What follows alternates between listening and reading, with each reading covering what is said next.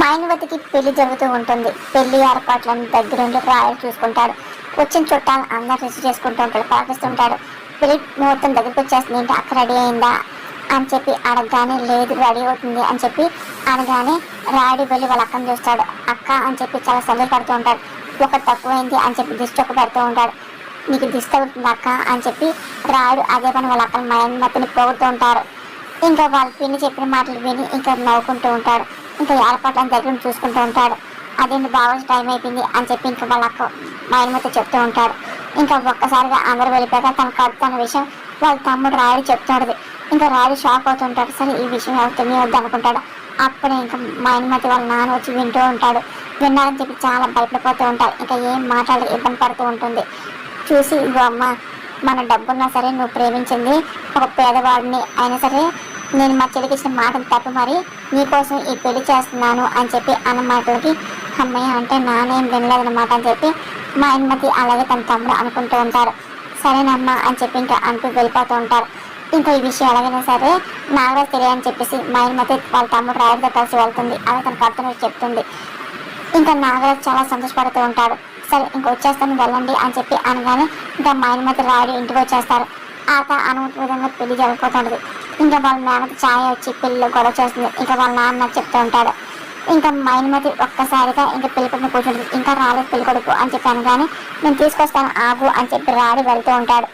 సరే ఆగు, ఇంకా అక్కడ ఏం లేదు, వాడు వెళ్ళిపోయాడు మోసం చేసి మన మైనమతిని పరువాన్ని తీస్తాడు.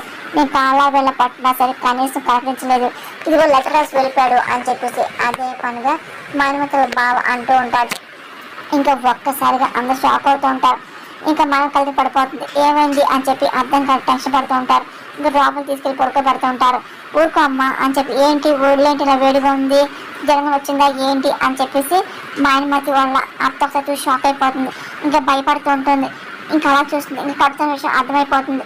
ఏంటి ప్రేమను పెళ్ళని కడుపులో బిడ్డని చెప్పలేదు ఏంటి అని చెప్పి భర్తను మాట్లాడి మైనమతి ఏడుస్తుంటది. ఇప్పుడుగా నవ్వు చేసే పరిస్థితి ఏంటి అని చెప్పి ఏడుస్తుంటది. అప్పుడు ఇంకా మైనమతి వాళ్ళ నాన్న వింటూ ఉంటాడు. ఇంకా మైనమతి షాక్ అయిపోతుంది. ఇంకా ఏం మాట్లాడే భయంతో అలాగే చూస్తూ ఉంటుంది. ఇంకా వాళ్ళ నాన్న చాలా కోపం వస్తూ ఉంటాడు.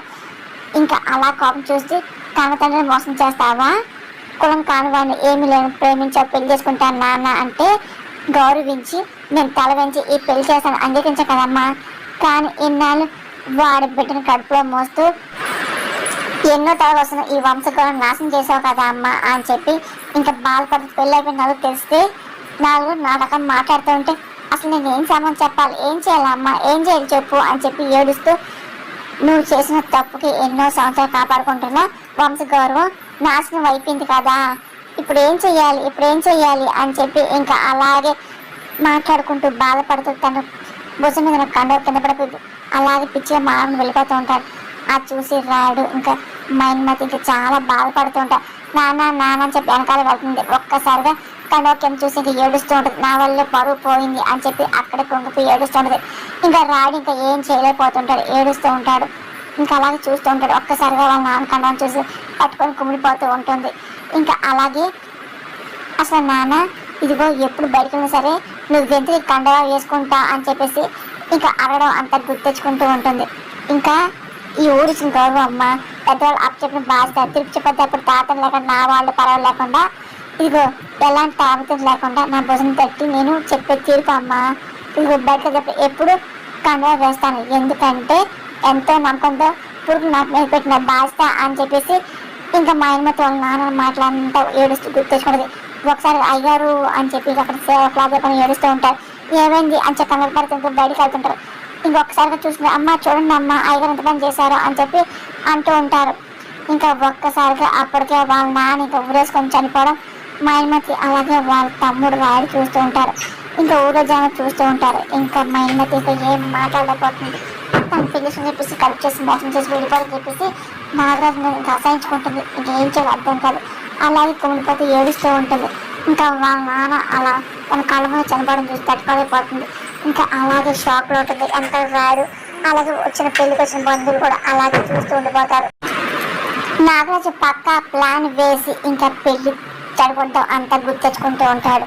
అసలు పెళ్లి కొడుకు ఎలా రాకుండా పోయింది గుర్తెచ్చుకుంటాడు.